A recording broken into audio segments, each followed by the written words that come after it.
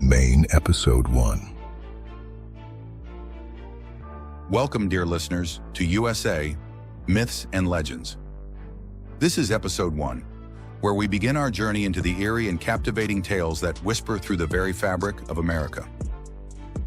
Tonight, we venture into the rugged, beautiful, and often chilling landscapes of Maine, a state steeped in lore and shadowed by forgotten secrets. Prepare your mind for a bone-chilling fright, because the stories I'm about to tell you aren't fairy tales, but legends whispered by the icy wind of Maine, a lament that echoes on its very roads. Listen carefully, but not too carefully, lest the echo of these phantom figures follows you into your dreams. Many, many moons ago, when winter bit harder than usual, a newlywed couple, full of dreams and overflowing with joy, ventured onto Route 9 in Bucksport. Their laughter filled the small car as they headed to what would be their honeymoon. He, intoxicated not only by love, but also by the day's celebrations, barely felt the steering wheel in his hands. The night was dark and the road treacherous. In an instant, the unthinkable happened. The car skidded, lost control, and crashed into an old oak tree with such devastating force that the sound of the impact was lost in the immensity of the forest. The groom, alas, met his end right there, trapped in the twisted metal. But she, the bride, miraculously, or perhaps by a cruel irony of fate, managed to drag herself out of the smoking wreckage. Her beautiful white dress, which had witnessed her promise of eternal love, was now torn, stained with blood and mud, a macabre contrast to the purity it had represented hours earlier. Disoriented, her body aching and her soul in shock, she began to walk aimlessly along the shoulder of the road, under the icy cloak of night.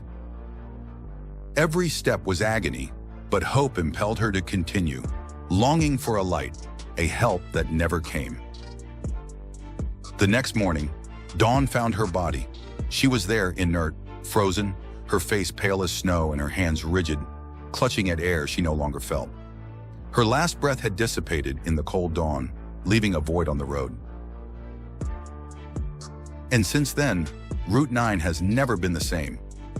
On the coldest and fuzziest nights, when the fog creeps like a shroud across the asphalt, solitary drivers, those who dare to challenge the darkness of Maine, report having seen something, a pale, ethereal figure dressed in white, wandering along the shoulder.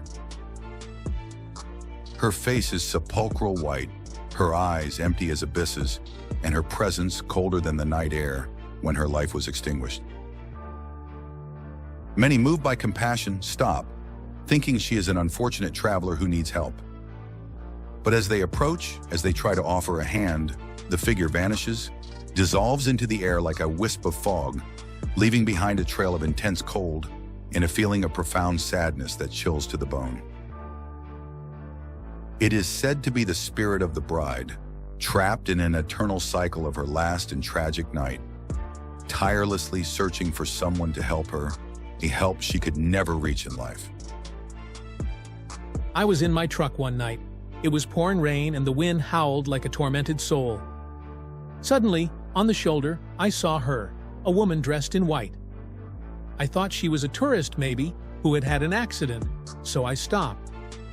I got out and yelled, "Do you need help?"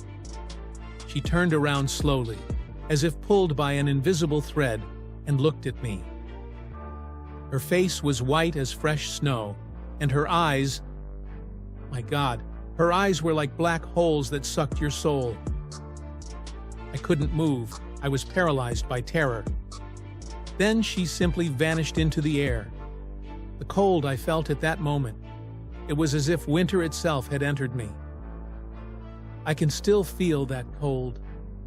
And her gaze, that empty gaze, I will never forget it.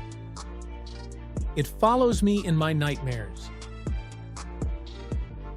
So the next time you travel on Route 9 or on Route 2A, also known as a dangerous and haunted road, as Dick Curlis sings in his song A Tombstone Every Mile, be careful. Don't stop if you see a pale figure on the shoulder. Don't look her in the eyes. Because you might feel the cold of her desperation and the sadness of a phantom bride condemned to seek help she will never find. And remember, not all roads lead to a good destination. Some lead directly to the heart of a legend. Listen close and I'll spin you a tale that's whispered in the shadows of Bucksport, Maine, a story of a powerful man, a condemned woman, and a curse that defies time itself. Our story begins with Colonel Jonathan Buck, the very founder of Bucksport. He was a man of considerable influence in the fledgling days of the town, serving as a justice of the peace and a leader in the local militia. He even led a regiment during the Revolutionary War, though that campaign ended in a notable defeat for the colonial forces. But it's not his military exploits that echo through the ages. It's a darker chapter, a time when fear of witchcraft gripped the land. In those days, it's said, Colonel Buck condemned a woman accused of sorcery to be burned at the stake.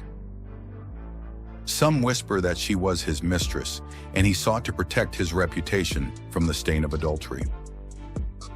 Other versions claim she was pregnant with his child, adding a layer of betrayal to her tragic end. As the flames rose around her, she cried out, her voice raw with anguish and a chilling prophecy. Jonathan Buck, listen to these words, the last my tongue will utter. It is the spirit of the only true and living God which bids me speak them to you. You will soon die. Over your grave they will erect a stone that all may know where your bones are crumbling into dust. But listen, upon that stone the imprint of my feet will appear, and for all time, long after you and your accursed race have perished from the earth, will the people from far and wide know that you murdered a woman. From the whispers of a cursed past, we move to a tale of devotion and tragedy, set against the breathtaking yet perilous backdrop of Maiden Cliff. Our final story for this episode is the Lady of the Cross at Maiden Cliff.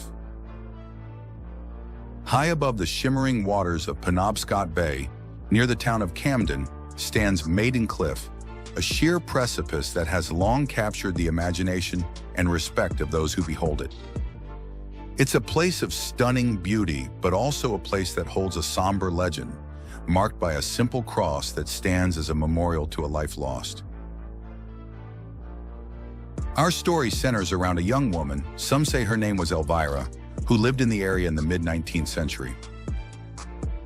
She was known for her deep faith and her love for the natural world, often spending time near the cliff, finding solace in the vastness of the sea and sky.